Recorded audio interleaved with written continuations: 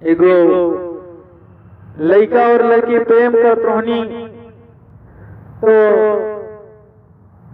लड़का कहा था लड़किया से का कहा था, हमरा प्यार पे भरोसा नहीं यार कहिलो हो, काहे इंतजार न हमारी कहिलो।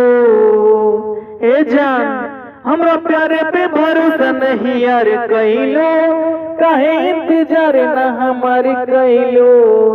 तो लड़की का कहतिया, तो हमारा तो पीछे बघर परिवार, हमारा तो पीछे बघर परिवार, कब तले हमरा के रखी है कुंवर, तू कुछ न कर पैबा।